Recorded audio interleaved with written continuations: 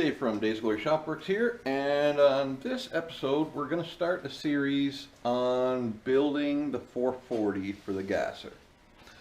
So we're going to try a couple things here. One, we're going to break down, go through everything that we do. We're going to try some short videos to try and encompass everything. We're also going to go over our costs involved in doing it. Now everybody, myself included, believe that mopars, especially big block mopars, are dang expensive to build properly and do for a dependable engine or lots of horsepower or whatever. So when it comes right down to it, Nat and I are going to get down on this thing. We're going to save all the receipts, tally everything up at the end of it, and see how we made out. I don't have any aspirations for it being crazy expensive, and it's not going to be like, you know, pennies. But I think we can do it properly and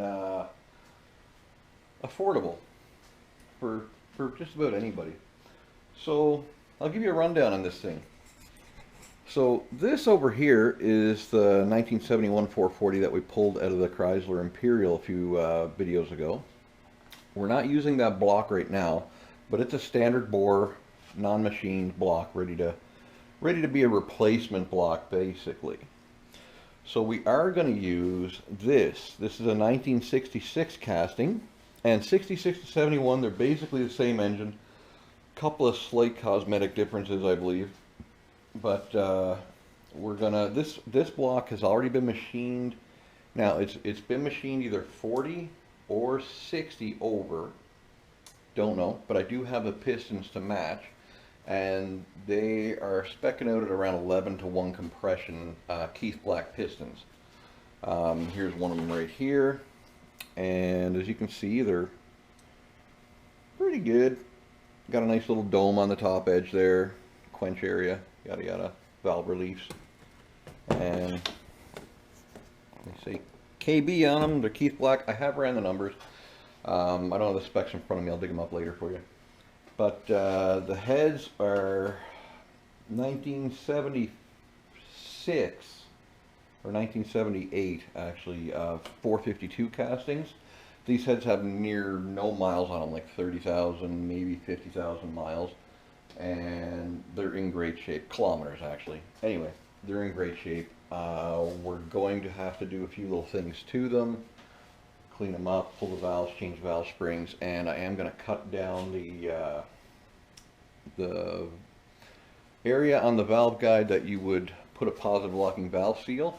Mopars never used to use that. They used an umbrella style seal that just kind of sat there and did its thing, but we are going to use these comp valve seals to get a nice positive locking seal, and I picked up the cutter to use it.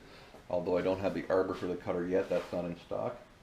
Anyway, long story short, we're going to go right through this thing. We're going to reuse as much things as we possibly can that are in good shape, and I'll take you along with me. You'll see Natalie and I doing pretty much the whole build on this.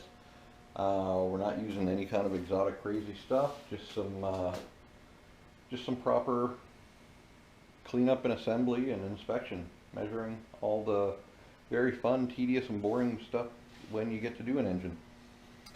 So that's it in a nutshell, and we've got it up on the stand. We got the bench cleaned off. We got these are basically our parts thus far. We do have a list of everything that we have, and a couple items that we don't have. Still don't have time and chain, a couple of frost plugs, that kind of thing. Yeah, it should be pretty good. So here's hoping, and I hope you guys enjoy it. We're going to have some fun building a big block mopar.